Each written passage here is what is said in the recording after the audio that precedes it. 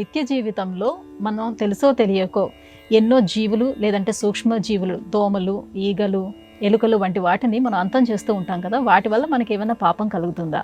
పాపం నిరంతరం, అలాగే పాప ప్రక్షాళన కూడా నిరంతరం. ఎవరికైనా ఏదైనా మనం కాస్త భౌతికంగా ఇబ్బంది కలిగించగానే క్షమించండి అని తెలుగు పదం కానీ, సారీ అని ఆంగ్ల పదం కానీ వాడుతూ ఉంటాం. రోజులో ఈ పదాన్ని ఎన్నిసార్లు వాడతాం మనం? ఆలోచన చేస్తే ప్రయాణం, కార్యాలయానికి వెళ్ళడం కోసం మొదలుపెట్టినది మొదలుగా ప్రతిరోజు ఒక 4-5 సార్లన్నా వినియోగిస్తూ ఉంటాం, పొరపాటుగానైనా. జీవులు కోటాను కోట్లు, 84 లక్షల రకాల జీవకోటి.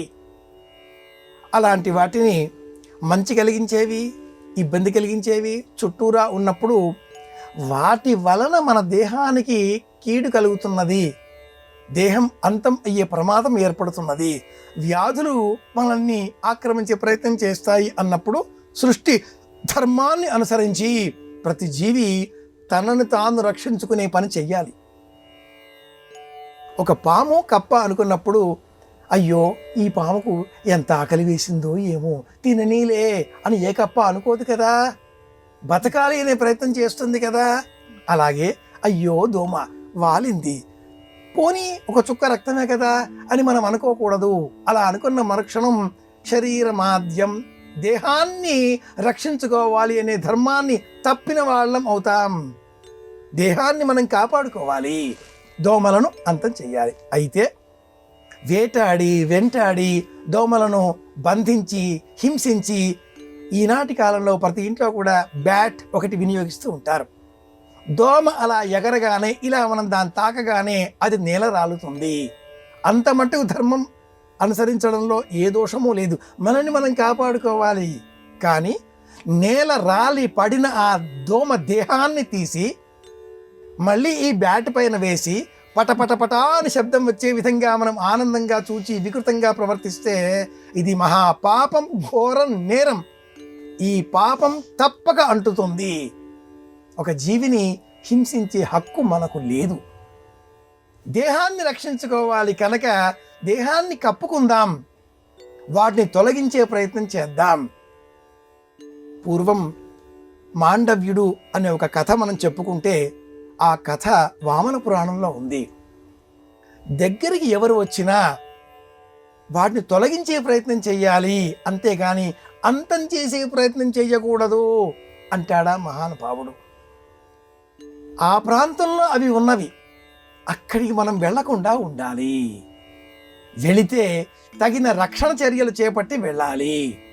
అంతేకాని వాటిని అంతం చేసి అక్కడ మనం ఉందాం అనే ప్రయత్నం చేస్తే జీవావరణ వ్యవస్థకు హాని కలిగించిన వాళ్ళం అవుతాం అంటుంది వామన పురాణం.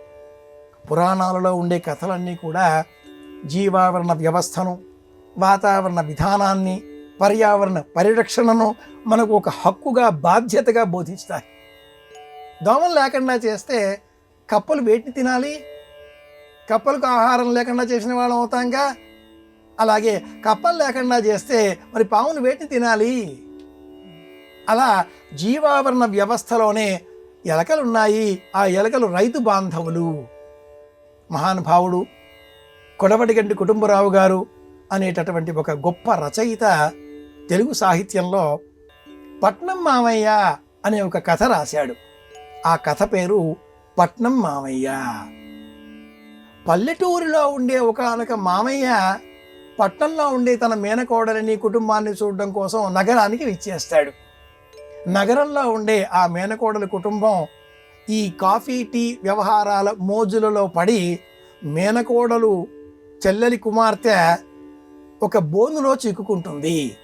కుటుంబం అంతా వచ్చి విషాదకరంగా ఒక చూపు చూచి ప్రార్థన చేసి ఈ పల్లెటూరు నుంచి వచ్చిన మామయ్యతో ఈ మేనకోడలు ఇంక మనకు లభించదు, ఇదే చివరి చూపులు, నీవు కూడా వచ్చి చూచి వెళ్ళవలసింది అని పిలవగా వస్తాడు, చూస్తాడు, అందరినీ కసురుకుంటాడు, గద్దిస్తాడు.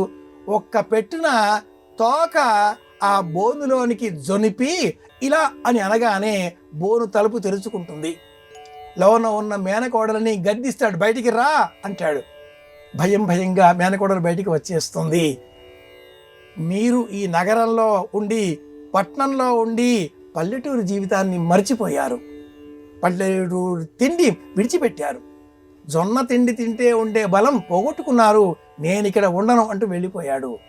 తెల్లారాక ఇంటిల్లిపాది బోనులో ఉన్న పదార్థం మాయం కావడం, బోనులో ఎలక లేకపోవడంతో వాళ్ళంతా కూడా గుబేలు మన్న గుండెలతో బాధపడ్డారు, భయపడ్డారు. ఇదేమిటి కలికాలం కాకపోతేను అనుకున్నారు. కొడబెట్టిగట్టి కుటుంబరావు గారు పట్నం మావయ్య అన్న పేరుతో ఎలకల కథ చెబుతూ ఎక్కడా కూడా ఎలకలు అని అనడు. వాటి మానాన వాటిని జీవించే ప్రయత్నం చెయ్యాలి, వేటిని మనం అంతం చేయకూడదు. వినాయకుడికి వాహనం కదా, ఎందుకు వాహనంగా ఏర్పాటు చేశారు మన వాళ్ళు? పెద్ద పెద్ద మంటపాలలో వినాయక ప్రతిమ పెట్టినప్పుడు ఆ వినాయకుడి పక్కన అంత పెద్ద మూషిక వాహనుడు కనుక ఎలక కూడా ఉంటుంది. వినాయకుడికి పూలదండ వేస్తాం, ఎలకకు కూడా పూలదండ వేస్తాం. ఇది ప్రత్యేకం.